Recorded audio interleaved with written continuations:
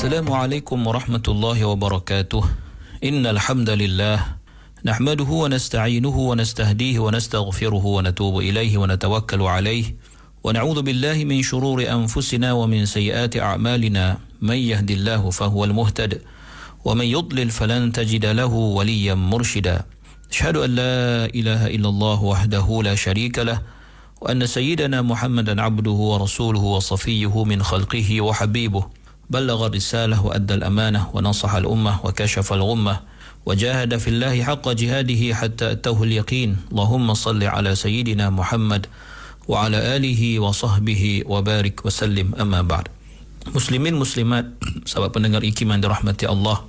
Muslimin muslimat, sahabat pendengar IKIM yang dirahmati Allah. Marilah sama-sama kita rafakkan kesyukuran kehadrat Allah di atas segala nikmat kurniaannya kepada kita, terutamanya nikmat iman dan Islam. Dan marilah sama-sama kita bersyukur dengan mentaati segala perintahnya, melaksanakan segala suruhannya dan menjauhi segala larangannya. Mudah-mudahan Allah Subhanahu wa taala sentiasa memberikan taufik dan hidayah kepada kita, membimbing kita, menerangkan hati kita dan memberikan kefahaman yang benar kepada kita tentang Al-Quranul Karim seperti mana yang disampaikan kepada kita oleh baginda Rasulullah sallallahu alaihi wasallam. Muslimin muslimat yang dirahmati Allah, kita berada pada ayat yang ke-107 daripada surah Al-Maidah. Allah berfirman, A'udzu billahi minasy syaithanir rajim. Fa in 'uthira 'ala annahuma istahaqqa ithman fa akharan yaqumani maqamahuma min alladhina istahaqqa 'alayhimul awlayan.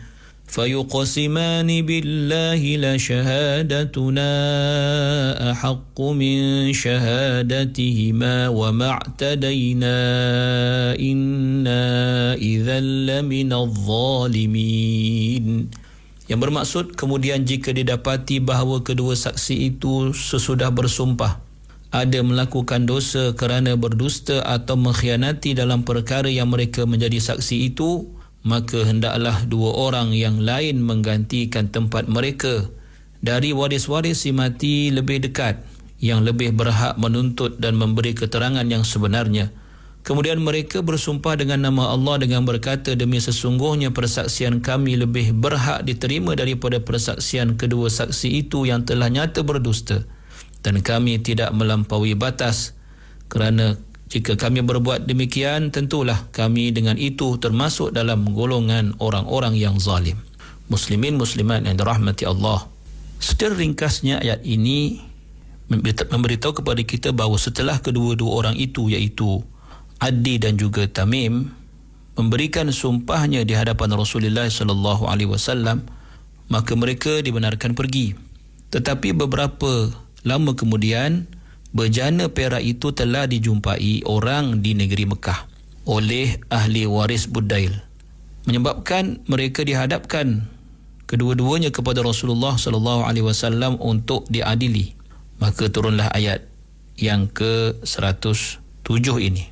Dengan turunnya ayat ini, Rasulullah sallallahu alaihi wasallam telah menyuruh dua orang daripada ahli waris Budail, iaitu Amr bin Al-As dan Al-Muttalib ibn Abi Wada'ah, supaya tampil dan bersumpah pula atas nama Allah sebagai penolakan untuk menolak penyaksian pihak lawannya yang bersaksi palsu sebelum itu, dengan tujuan supaya memiliki kembali bejana tersebut. Maka inilah yang diterangkan di dalam ayat ini.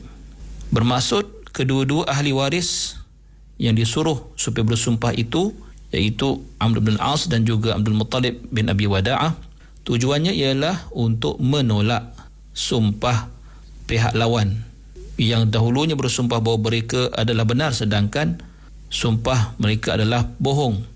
Maka istimewanya sumpah yang diucapkan itu bukanlah untuk melanggar atau melampaui batas, akhirnya menyebutkan yang diri mereka akan terkena sumpah atau akan terkena bebanan dosa daripada sumpah palsu, dan mereka sanggup untuk menerimanya dan menjadi orang-orang yang zalim sekiranya melakukan demikian. Maka ayat ini menjelaskan pada kita tentang hukum apabila telah terbukti bahawa kedua-dua lelaki yang awal tadi yang diperintahkan atau yang memegang amanah wasiat itu tidak melakukan atau tidak beramanah, maka hendaklah didatangkan 2 orang saksi yang baru dalam kalangan al-awlayan, iaitu al-aqraban, 2 orang dalam kalangan waris dekat si mati, untuk bersaksi dengan bersumpah menolak sumpahan atau persaksian 2 orang yang khianat itu, yang mana mereka juga disuruh untuk bersumpah bahawa persaksian mereka atau sumpah mereka itu adalah lebih benar, adalah lebih layak untuk diterima daripada persaksian palsu 2 orang yang sebelumnya. Dan bukan setakat itu sahaja, bahawa 2 saksi yang kemudian ini menyatakan bahawa jika mereka berdusta, bahawa mereka adalah golongan atau mereka adalah 2 orang yang termasuk dalam kalangan az-zalimin, iaitu orang-orang yang zalim, dan orang yang zalim yang berhak untuk menerima hukuman dan kemurkaan Allah Subhanahu wa ta'ala. Dan sememangnya ini diakui sendiri oleh Tamim, dan beliau menyatakan dalam salah satu riwayat sebab nuzul ayat ini menyatakan bahawa apabila budai telah mati, kami mengambil bejana tersebut dan kami jual ia dengan 1,000 dirham, dan kami telah bahagi 2, iaitu Tamim dan juga Adi mengambil ataupun membahagikan keuntungan daripada jualan bejana itu seorang 500 dirham. Dan Tamim juga mengakui, setelah aku memeluk Islam selepas hijrah Nabi SAW ke Madinah, aku merasa berdosa dengan hal itu. Lalu aku bertemu dengan keluarga Budail dan aku beritahu hal yang sebenar, dan aku bayar semula harga bejana itu yang aku ambil, iaitu 500 dirham, dan aku juga memberitahu bahawa sahabatku juga mengambil 500 dirham, dan akhirnya mereka mendapatkan lelaki tersebut, iaitu Adi, dan menyuruhnya untuk bersumpah dan membayar harga bejana itu, iaitu 500 dirham. Lalu dikatakan turunlah ayat yang sedang ataupun yang telah kita bicarakan dalam ayat 106. Kemudian ayat 108 Allah berfirman, A'udzu billahi minasyaitonir rajim. ذلك أدنى أن يأتوا بالشهادة على وجهها أو يخافوا أن ترد أيمان بعد أيمانهم واتقوا الله واسمعوا والله لا يهدي القوم الفاسقين. Yang bermaksud hukum-hukum dan peraturan menjadi saksi yang tersebut itu adalah jalan yang lebih dekat untuk mereka memberi keterangan persaksian menurut cara yang sebenarnya, atau untuk mereka merasa takut akan ditolak sumpah mereka kepada waris-waris si mati sesudah mereka bersumpah yang akan mendedahkan kecurangan mereka. Oleh itu bertakwalah kepada Allah dan dengarlah dengan patuh segala perintahnya, dan ingatlah Allah tidak memberi hidayah petunjuk kepada kaum yang fasik. Muslimin muslimat yang dirahmati Allah. Di dalam ayat ini Allah Subhanahu wa taala menyatakan pula tentang bentuk hikmah dan maslahah dalam apa yang Allah syariatkan tentang hal persaksian dalam wasiat ini. Maka kalimah zalika itu merujuk kepada apa jua yang telah disyariatkan Allah, berupa hukum-hukum yang berkaitan dengan perbuatan menyampaikan wasiat ketika dalam perjalanan, yang mana yang memberi wasiat itu telah meninggal dunia. Dan semua itu adalah adna ayyatu bisyahadati ala wajhiha, adalah suatu yang paling hampir dalam konteks menunaikan persaksian, menunaikan wasiat yang dipersaksikan dalam hal ini dan hal yang lain yang seumpamanya, dalam bentuk yang paling benar atau bentuk yang sebenar-benarnya.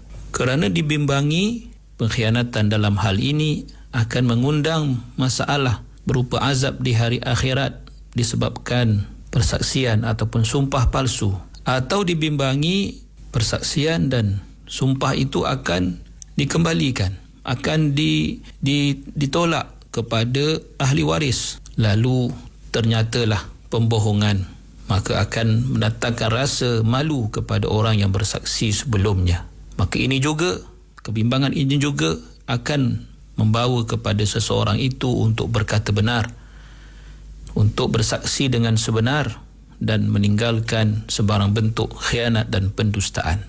Maka kedua-dua kebimbangan ini, kebimbangan tentang balasan di hari akhirat ataupun kebimbangan akan mendapat malu kerana berdusta, akan menyebabkan manusia atau insan kembali kepada jalan yang benar dan sentiasa memastikan bahawa mereka menjadi orang-orang yang amanah, orang-orang yang tidak khianat dalam apa juga tanggungjawab yang diberikan kepada mereka, dan akan menyebabkan mereka sanggup untuk menyampaikan atau untuk menunaikan hak-hak orang lain secara sempurna tanpa mengurangi sedikit pun. Maka barang siapa yang tidak terkesan dengan kebimbangan ini, maka dia akan menjadi orang yang cenderung untuk berdusta dan berdusta. Dan kemudian Allah menutup ayat ini dengan firman-Nya, wattaqullaha wasma'u wallahu la yahdil qaumal fasiqin. Maka dengan itu bertakwalah kamu kepada Allah dalam setiap perkara yang kamu lakukan maupun setiap perkara yang kamu tinggalkan, dan dengarlah, bermaksud taatilah apa juga yang diperintahkan oleh Allah Subhanahu wa taala kepada kamu, dan tunduklah kepada segala perintah Allah, dan ketahuilah dengan sebenar-benarnya bahawa Allah Subhanahu wa taala tidak memberi hidayah dan petunjuk kepada golongan yang keluar daripada daerah ketaatan kepada Allah. Tidak akan memberi petunjuk kepada orang-orang yang fasik, yang berkekalan dalam melakukan dosa, yang tidak mahu bertaubat dan tidak mahu mengubah keadaan mereka kepada keadaan yang lebih baik. Kerana golongan yang fasik itu ialah golongan yang mementingkan atau mengutamakan kesesatan berbanding hidayah. Golongan yang suka kepada keadaan buta daripada hidayah, daripada petunjuk, sedangkan mereka tidak mahu mengubah keadaan mereka. Maka taqwalah ubat kepada segala masalah ini. Dan beberapa hukum yang dapat diambil daripada ayat yang sedang kita bicarakan ini, iaitu ayat-ayat 106, 107 dan 108, dan yang diambil oleh para ulama daripadanya. Maka apakah pengajaran-pengajaran dan hukum-hukum tersebut? InsyaAllah akan kita jelaskan dalam pertemuan yang akan datang. Qulu qawli hadha wa astaghfirullahal azim li wa lakum. Wassalamu alaikum warahmatullahi wabarakatuh.